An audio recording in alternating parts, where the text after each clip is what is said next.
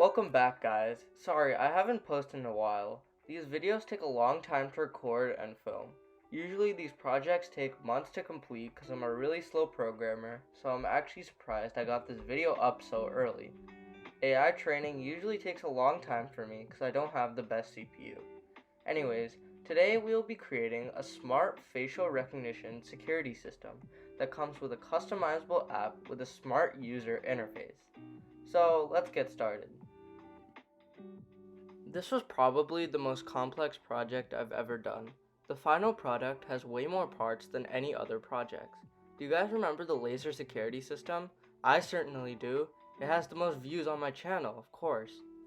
But in that video, I separated the parts of the project into what I call nodes. So that video only had 2 nodes or 2 parts, while this project has over 5. I'll list 4 of the main big parts, but I'll address the others later. So the 4 parts are the actual facial recognition, Mosquito, an iPhone, and MySQL. Let's first start with the facial recognition. So back when facial recognition was introduced, it was extremely difficult to detect even a few faces. AI was also very new back then as well, so it took months to render only like 3 faces. Nowadays, it's still decently hard, but Python has a few libraries with pre-built datasets and models already trained for us. One of the ways I saw on the web was using a deep learning algorithm called the genetic algorithm, but to be honest, I don't know how to use it. A more common alternative is to use light waves to detect faces. Using the light waves algorithm is pretty simple, using a common light source like the sun, but in this case we will be using a light bulb. Using the light created by the light bulb, you can determine the person's face locations and encode it by detecting how the light bounces off the person's face. In fact, this method might sound like a huge CPU hassle, but in reality it isn't. On a Core i7 at 1.8 GHz, it took only like 0.2 seconds for the AI to detect over 100 faces. I'm not using a Core i7, but we only need to detect one face. But there is a catch. However, even though it is superior to pretty much every facial recognition method, the price is extremely high. This 360-degree light sensor is over $300. My latest videos have kind of taken a big toll on my Amazon Kids account. So unfortunately, we can't really use LiDAR. So are we stuck? After a whole month, I finally realized my stupidity and found out that I could just use the creatively named face recognition library. However, there are 2 types of neural networks we could use to train the AI: CNN or HOG networks. CNN stands for Convolutional Neural Network, and HOG stands for Histogram of Oriented Gradients. If you guys don't know what I'm talking about, it's fine, because I don't really know either. All I know is that after a few tests, I realized that convolutional neural networks are the faster method than HOG neural networks. Well, what parts do we need for this project? Well, luckily for you, we don't actually need that many. A Raspberry Pi, a small Bluetooth module, a portable speaker, a webcam, and some kind of casing for all of your electronics. So this Raspberry Pi I have right here is a Model 3 B+. You can really use any version of the Raspberry Pi unless it doesn't have a headphone jack. You will also need a headphone jack to connect to your speaker, so make sure you have the right version of Raspberry Pi. You can also use any microcontroller such as an Arduino, just make sure it has a headphone jack, because then you won't be able to connect to the speaker. The next thing is this Bluetooth module I have right here, which is GPIO compatible, but you can also get one that attaches to your USB. You'll need this because the iOS platform doesn't support connecting to a Raspberry Pi via Bluetooth. So you need an external Bluetooth module to compensate. So basically what I'm trying to say is that the Raspberry Pi cannot connect to an iPhone with their regular Bluetooth. So you can just use this type of Bluetooth. So here's the Bluetooth module connecting to the Raspberry Pi. As you can see, it's pretty simple. Just wire the power and ground pins and connect the RX and TX pins to their opposites on the Raspberry Pi. So this next thing is just a small speaker that I found cheaply on Amazon. Honestly, any speaker will work as long as it has an aux connection as an output. Also, it can't be too big because it won't fit into our casing, which we'll make later.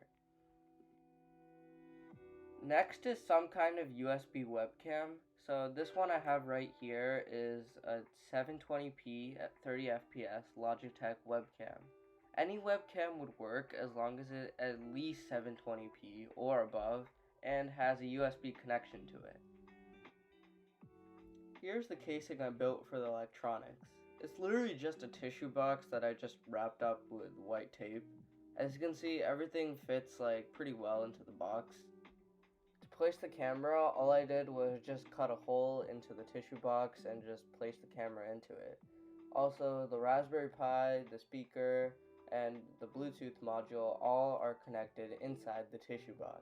So it fits pretty well, and it's also not that noticeable because you could just place it near where a regular tissue box would be and no one would realize that it's a security camera. So it's quite deceptive. Now that you know how we use facial recognition, let's go back to the 4 nodes. Now we have to look at how we are going to give pictures of people into our server. For that, we will use an app on an iOS device. To build an iOS app, Swift and Objective-C are the 2 main programming languages. But why do we even need an app? Well, there are a couple reasons.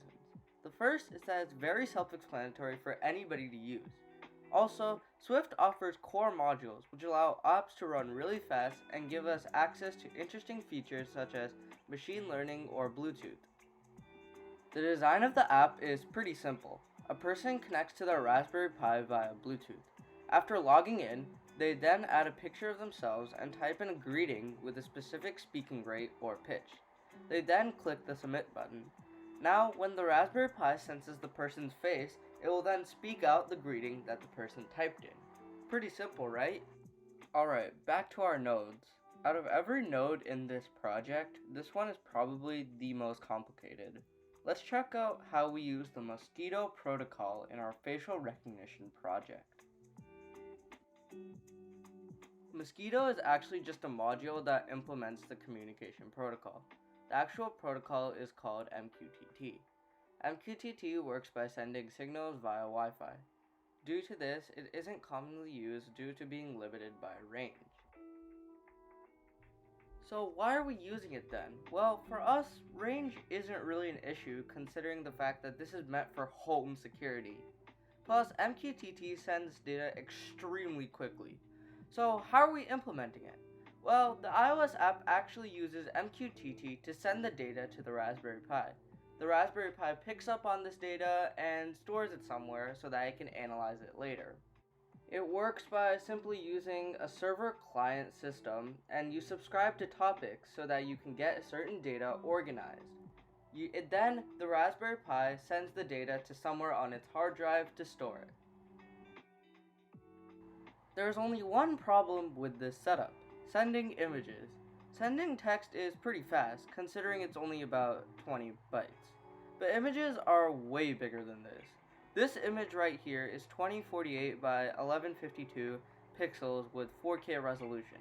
An image of this caliber should only be less than 10 megabytes. In fact, this image is only 4.86 megabytes. But 4.86 megabytes equates to over 4.86 million bytes. This is way too much for MQTT to handle. The only option is to compress the image with some kind of algorithm and uncompress it later with some decrypting algorithm. Luckily, we have just the thing. It's called base64. If you don't know already, the number 0 to 9 is called base 10, or decimal system. These are like the 10 digits that everyday math uses. Base 16 is a little less known. It's called hexadecimal. It has the numbers 0 through 9 and all the alphabets. You might also know it as hexa or hexadecimal. Base 64 has the digits 0 through 9, all the alphabet, including the capital letters, and plus, and the special character. This converts 4.8 million bytes into less than 40,000, which is acceptable for MQTT. Now with that explained, let's look at the final part of this project, MySQL, or the database section. This is meant for storing items. If you don't already know what MySQL is, let me explain. MySQL is a programming language meant for using databases. This allows us to store everything about our users into a secure storage system for use later. In addition, it's free to use, which makes my bank account look happy. I've used MySQL in pretty much every project that I do, so it's pretty useful. It's super easy to use and it's extremely secure, too. So how do we use it? Well, it's pretty simple. We create one database with multiple tables. Tables is actually where we store data. Using the table setup, we can create multiple sets for different things we need. For example, we can create a table specifically for storing user data. We can also create one specifically for audio data. In this way, we can organize our data so that we know exactly where everything is. This makes organizing extremely easy and it makes the project just a lot better. Storing data is one of the most useful things and this thing does it really well. Now that I've explained everything, let me show you what it looks like in real life when it's all done. So here's the device in action. All it did was I just put it on my table and I just looked into it when I come into the room. This is what it says when I look into it.